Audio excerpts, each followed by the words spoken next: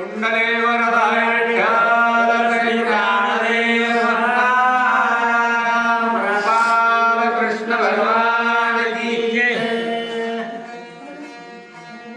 हरी हरी.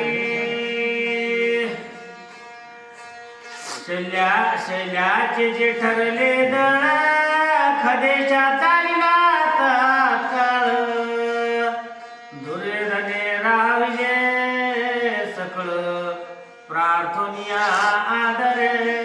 कथा आपण ऐकली कालपर्यंत. काय ज्यावेळेस रणांगणामध्ये प्रार्थना करून पाठवला दुर्योधनाला की बाबा आता या ठिकाणी दुसरं तिसरं कोणी नाही म्हणले, सेनापती पद भूषवण्यासारखा आपल्या सैन्यामध्ये मनुष्य नाही राहिला तुझ्यासारखा.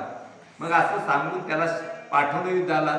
आणि त्या रणांगणात ज्यावेळेस आला हा शैल्य आल्यानंतर मग धर्मराजाबरोबर युद्ध सुरू केलं त्यानं. धर्मराजानं युद्धामध्ये त्याचा पराभव केला, त्याला संपविलं. भाऊ आला पुन्हा त्याचा कैवार घेऊन भावालाही संपविलं. आता जे शैल्याचं जे सैन्य होतं, सैन्य राहिलेलं उरलेलं ते सैन्य आता काय करायला लागलं, आता आपापल्या ठिकाणाला निघून जावं म्हणून वापस फिरले होते. दुर्योधन समोर आला आणि सगळ्यांना हात जोडून विनंती केली, बाबा जाऊ नका, जाऊ नका. युद्ध संपल्याशिवाय कोणीही या ठिकाणावर जायचं नाही. लग्न लागलं आपण म्हणतो ना, जेवण केल्याशिवाय कोणी जाऊ नका. आता एवढं सैन्य किती होतं सगळ्या दोघांचं. आता पांडवाचं पहिल्यांदा 7 अक्षौहिणी सैन्य होतं सुरुवातीला आणि कौरवाचं 11 अक्षौहिणी. एकूण दोघांचं 18 अक्षौहिणी सैन्य होतं. यांच्या जेवणाची व्यवस्था कशी केली, जेवणाची व्यवस्था कशी केली. आणि ती एकच आचारी, आणि त्या आचार्याला दररोज नित्य नेमाने किती मेले लोक हे कसं कळत होतं, कसं कळत होतं. तेवढ्याच लोकांचा नेमका स्वयंपाक करायचा पुन्हा त्या आचार्याला. एक अन्नाचा कण देखील वाया जात नव्हता. इतका एक अन्नाचा कण वाया जात नव्हता आणि एक माणूस उपाशी राहत नव्हता. तेवढ्या लोकांचा स्वयंपाक होत होता. हे कशाहून काय करतो म्हणे, या कर्नाटक मधला जो राजा होता त्या राजाने स्वयंपाकी पण घेतलं होतं आपल्याकडे आचार्य पण. मी स्वतः स्वयंपाक कधी म्हणलं.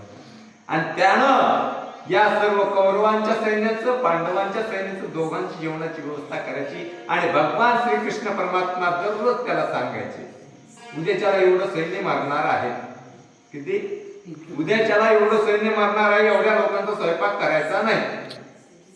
मग किती दोघांना सैन्य सांगायचं एकूण त्यांनी. आणि तितक्या लोकांचा स्वयंपाक कमी करून त्या राजाने स्वयंपाक करायचा. म्हणजे भगवान श्रीकृष्ण परमात्मा सांगत नव्हते, फक्त शेंगा खात होते फोडून. शेंगा फोडून खाल्ले की टर्पण ते मोजायचे पुन्हा त्या आचार्याने घेऊन त्या राजाने. आणि ते टर्प लावून त्यानं गणित काढायचं, आज एवढं सैन्य उद्याच्याला मरणार आहे, तेवढ्यांचा स्वयंपाक त्यानं गणित करायचा. असा या ठिकाणी नित्य नेम होता. आणि इथं ज्या वेळेस शैल्याचं संपलं आयुष्य, संपल्यानंतर त्या राहिलेल्या सैन्यानं म्हणले, महाराज आता आमचं इथं काहीच ठिकाण राहिलं, आमचा राजा गेला, आमचा राजा गेला म्हणजे आमचं सगळं सर्व संपलेलं आहे, आम्ही इथं थांबू शकत नाहीत म्हणून निघाले होते. दुर्योधनाने विनंती केली, सगळ्यांना थांबवलेलं आहे. तो गदा घेऊन ब्रकोदरा प्रलय करिता चालला. तेने 21 सहस्त्रवीर रणांगणी मारिले. ज्यावेळेस ते सैन्य परत जाऊ लागलं, दुर्योधनाने थांबवलं त्यांना प्रार्थना करून, विनंती करून. मग या भीमानं हातामध्ये गदा घेऊन गदेच्या साह्यानं सैन्याचा निपात करीत चालला होता. एक तर शैल्य मेला म्हणून आता भीती बरीचशी कमी झाली होती. शैल्य संपला म्हणजे भीती कमी झाली. आता सैन्याला मारायला काही या ठिकाणी भीती राहिली नाही. किती मारलं सैन्य? 21,000 सैन्य. 21,000 सैन्याचा निपात या गदेच्या साह्यानं भीमानं केलाय. मकराला जैसा विशाल तैशरण पाडिले पुष्कळ. यावरे शालो नामा वीर सकळ म्लेच्छपती उठावला. कसा फिरू लागला हा भीम, कसा फिरू लागला रणांगणामध्ये, गर गर गर गर गर गर फिरू लागला. एखादा वीज जशी चमकत फिरावी त्याप्रमाणे हा भीम फिरू लागला गदा घेऊन. तेवढ्यामध्ये कोण उठले म्हणले? म्लेंछ कळला राजा. कोणता राजा आहे तो? कोणता राजा? शाल्व नावाचा राजा, म्लेंछ देशाचा, तो उठलेला आहे आणि पांडवांच्या सैन्यावर चाल करून निघालेला आहे. मग हस्तीवरी बसून त्याने युद्ध केले निर्वाण. ऐरावता समाज मज काय केलं? हत्ती कसा होता त्याचा? हत्तीवर बसला तो युद्ध करण्याकरता. हत्ती कसा होता?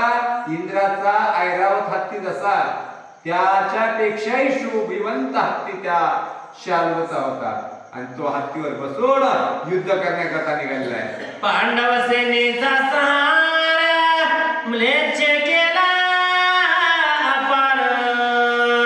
त्यावरी दृष्टधुम्न शर सोडित धावला.